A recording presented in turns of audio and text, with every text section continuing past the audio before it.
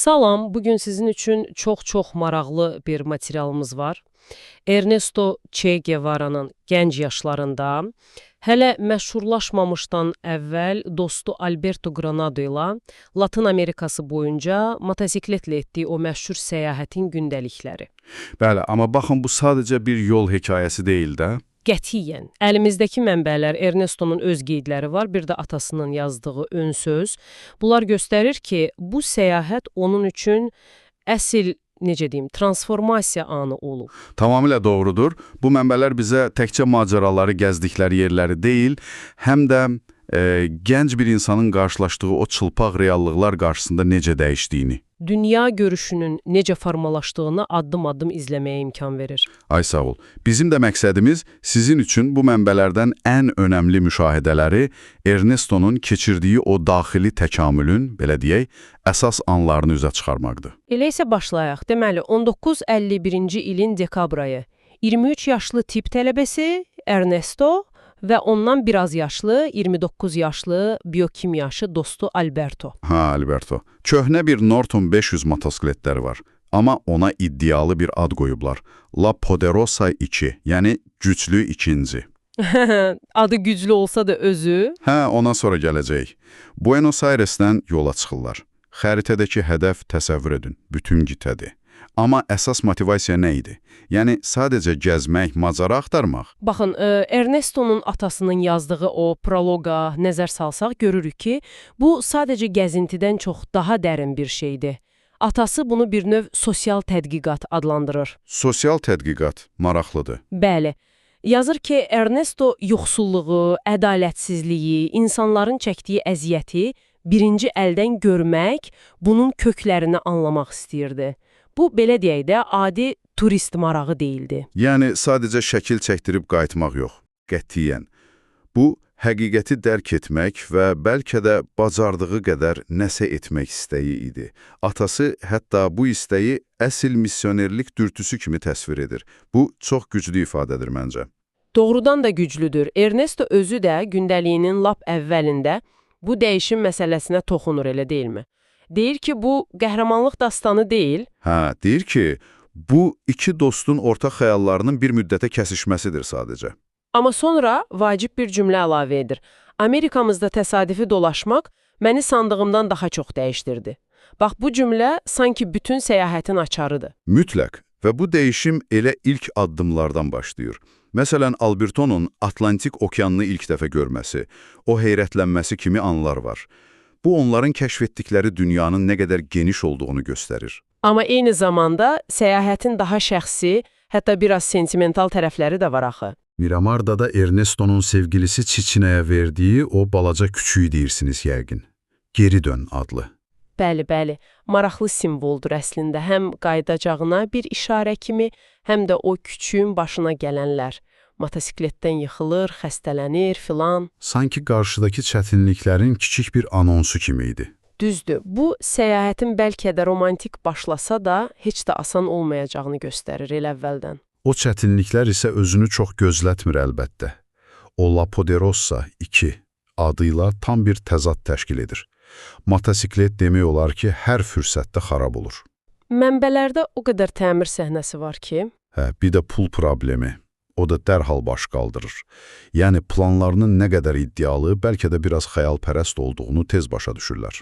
Amma Çiçinə ilə vidalaşma amını var Miramar'da. Ernesto bunu romantik fasilə adlandırır.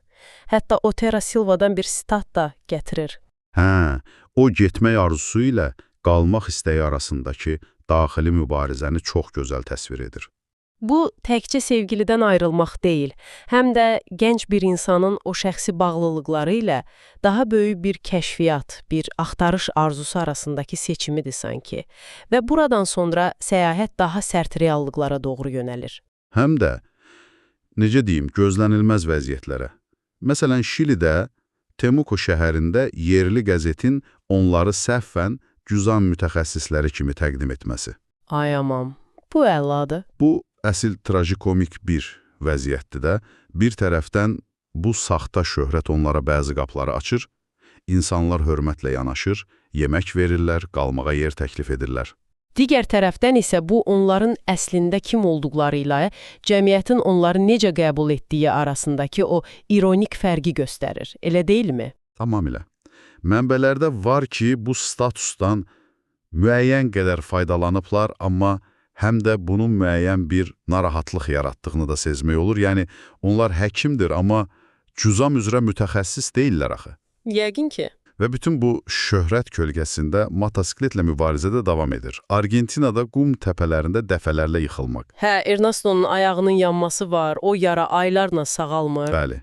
Şilidə palçıqlı daşlı yollar, yəni La Poderosa 2 ilə səyahət əslində davamlı bir mübarizəyə çevrilir. O sadiq dostları olan Tel ifadəsi yadıma düşdü. Demək olar ki, hər şeyi tellə bağlayıb yola davam edirlər. Elədir. Bu həm onların imkanlarının məhdudluğunu göstərir, həm də o inadkarlıqlarını, iradələrini, amma bilirsiniz, hər şeyin bir sonu var. Və o son gəlir. Bəli, Çilidə, Los Angeles şəhəri yaxınlığında əyləclər növbəti dəfə tutmur və motosiklet yoldan çıxıb qayalara çırpılır. Vəssalam. Səyahətin bu mərhələsi, yəni motorized hissəsi bitir. Bu sadəcə bir qəza deyil, əslində çox vacib bir dönüş nöqtəsidir onda. Mütləq. Artıq onlar motorsuz avaralardır. Bu hadisə onları tamamilə insanların ümidinə, qonaqpərvərliyinə möhtac bir vəziyyətə salır. Bəlkə də bu, Latın Amerikasını daha yaxından, daha dərindən tanımaq üçün bir fürsət oldu onlar üçün. Çünki motosikletlə müəyyən bir sürətlə gedirdilər. İndi isə daha çox piyada, avtostopla. İnsanlarla birbaşa təmasda olacaqlar. Şübhəsiz. Amma onu da deyim ki, motosikletli dövrdə də insanlarla çox maraqlı təmaslar olmuşdu. Mənbələr xüsusilə Argentinanın cənubunda və Şilidə insanların qonaqpərvərliyini çox vurğulayır. O istansiyalardır, yəni fermalarda onlara sığınacaq verən insanlar. Ya da San Martin de los Andes'te olan grill köməkçisi kimi işə götürən o Don Pedro olatı. Bunlar kitə insanının o səmimiyyətini, köməyə hazır olduğunu göstərən çox gözəl nümunələrdir. Amma həmişə də belə olmur axı. Məsələn, Necochada'dakı o həkimin arvadının onların bu bohem tərzindən çəkinməsi, bir növ narahat olması da var. Bəli, bəli. Onları ailəsi üçün potensial təhlükə kimi görməsi. Bu da o dövrün sosial qəliblərini və fərqli görünənə, fərqli yaşayana qarşı o ehtiyatlı münasibəti əks etdirir. Elədir. Və məhz bu qarışıq təcrübələr, həm səmimi qonaqpərvərlik, həm də şübhə, ehtiyat onların reallığını daha çox şaxəli, daha mürəkkəb görməsinə kömək edir. Amma ən əhəmiyyətlisi, məncə, yerli əhali ilə qurduqları təmaslardır. Hə, məsələn, Argentinada Araukanlarla qarşılaşmaları. Düzdür, mənbələr onları çox az danışan, ağ adamlara qarşı keçmişin təcrübəsindən irəli gələn bir ehtiyatla yanaşan insanlar kimi təsvir edir. Bu əslində kolonializmin hələ də canlı olan izləridir. Peru'da isə Çolos adlandırılan yerli əhali ilə təmaslar daha çox diqqət çəkir. Gündəliklərdə onların o sadəlöflülüyü, Argentinadakı siyasətə uzaqdan maraqları, amma ən əsası Ernestonun dəfələrlə vurğuladığı o dərin, üzücü yoxsulluq, bunlar onun üzərində çox dərin təsir buraxır. Sonra Titicaca gölü ətrafında Aymara və Koya xalqları ilə tanışlıq var. Bu isə daha bir qat açır sanki balıqçıların Kastilya dilini, yəni İspan dilini bilməməsi. Hə, o maraqlıdır. Deməli, ünsiyyət çətin olub. Çox güman. Sonra bir müəllimlə söhbətləri var. Orada Aymaraların zəngin tarixi, mədəniyyəti haqqında öyrənirlər. Amma eyni zamanda müasir dövrdə hökumət və melezlər tərəfindən necə sıxışdırıldıqlarını da eşidirlər və Paçamama, yəni topraq ana ritualının şahidi olurlar. Bu yəqin ki, çox təsirli olub. Əlbəttə, bu sizin üçün sadəcə folklorik bir detal deyil axı.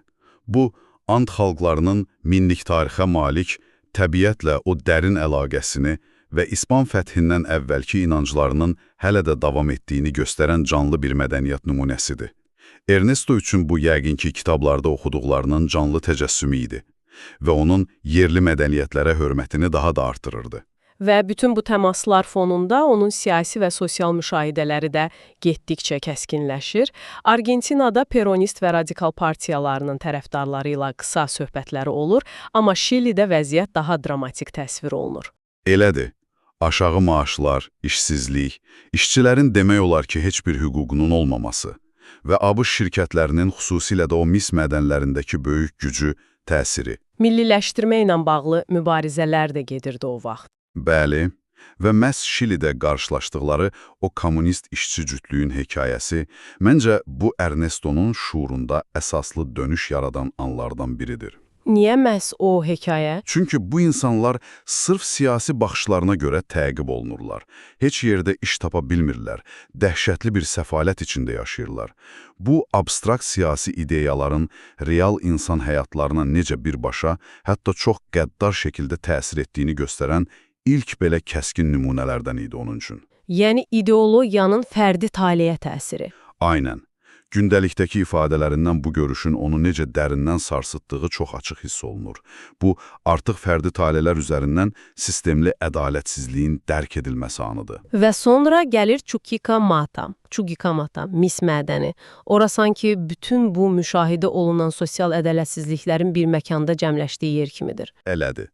Mədənin özünün o nəhəngliyi, o ölçüləri, sonra iş şəraitinin ağırlığı, Ernestonun Yankee adlandırdığı Amerikalı rəhbərlərin yerli işçilərə o yuxarıdan aşağı, hətta bəzən alçaldıcı münasibəti. Tətil astanasındakı o gərginlik də təsvir olunur. Bəli, mənbələrdə onun bu mənzərə qarşısındakı o qəzəbi, o çarəsizlik hissi çox aydın ifadə olunub. Bu, artıq sadəcə müşahidə deyil, bu güclü bir emosional reaksiya, bir partlayış içində. Tamamilə. Və bütün bunlar motorsuz avaralar dövründə daha da intensivləşir yəqin ki. Motosikletin o, necə deyim, problemli də olsa müəyyən bir rahatlığı olmadan... İndi tamamilə ayaqlarına və başqalarının mərhəmətinə güvənməlidirlər. Valparaiso kimi liman şəhərlərində həm həyatın o canlılığını, rəngarəngliyini görürlər, həm də yoxsul məhəllələrin səfalətini. La Gioconda kafesinin sahibi ilə qurduqları o qəribə dostluq var. Hətta Paska adasına getmək kimi fantastik bir cəhdləri də olur. Bu da onların həm o macəraçı ruhunu göstərir, həm də vəziyyətlərinin o qeyri-müəyyənliyini, biraz da çarəsizliyini bəlkə. O gəmiyə qaçaq minmək cəhdləri isə əsl komediyadır. San Antonio gəmisi ilə Antofagastaya getmək istəyirlər, gizlicə gəmiyə daxil olurlar, amma dərhal tutulurlar. Və cəza, biri tualet təmizləyir, Alberto kartof soyur. Bu epizod onların statusunun necə kəskin dəyişdiyini çox aydın göstərir də. Artıq onlar hörmətli mütəxəssislər deyillər, sadəcə cəzalı qaçaq sərnişinlərdir. İkinci cəhdlərinin də o acgözlüklə yedikləri qovunlar üzündən baş tutmaması isə işin lap məzəli tərəfidir. Amma bu yüngül, gülməli anların arxasında yenə də o sərt reallıqlar dayanır. Məsələn, Peru sərhədini keçmək. Atakalma səhrasının o amansız şərtləri. Gündüz cəhənnəm istisi, gecənin öldürücü soyuğu, su qıtlığı, dəhşətdir. Və məhz sərhəddə yenidən o kommunist cütlüklə qarşılaşırlar. Təkrar görüş.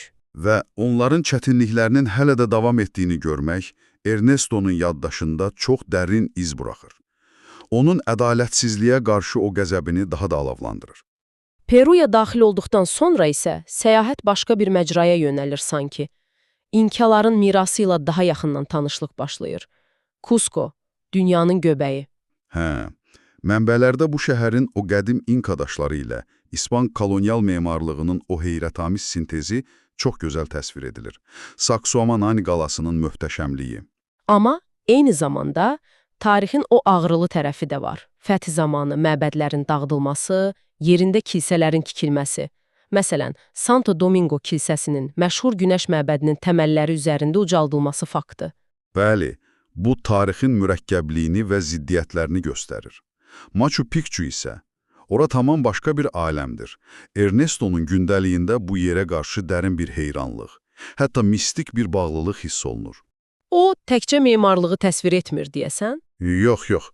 Təkcə o möhtəşəm tikililəri, müdafiə sistemini, Intihuatapananı günəş saatını təsvir etmir. Həm də onu yerli irgin, yəni İnkaların yaratdığı möhtəşəm bir abidə kimi qiymətləndirir.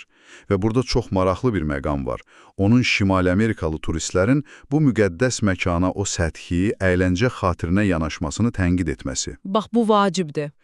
Bu artıq onun Latın Amerikası kimliyi və qüruru hissinin necə oyandığını, necə formalaşdığını göstərən vacib bir işarədir. Cusco'da təsadüfən şahidi olduqları o zəlzələlərin hökmdarı mərasimi də maraqlıdır.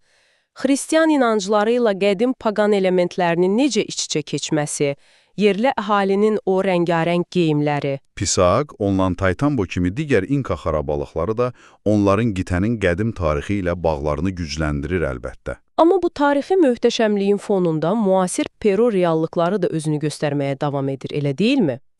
Juan Bocuzam koloniyasına baş çəkmələri səyahətin ən sarsıdıcı anlarından biri kimi təsvir olunur. Bəli, çox ağırdı. Oradakı şərait, infrastrukturun bərbadlığı, xəstələrin baxımsızlığı, o ümidsizlik havası onları dəhşətə gətirir.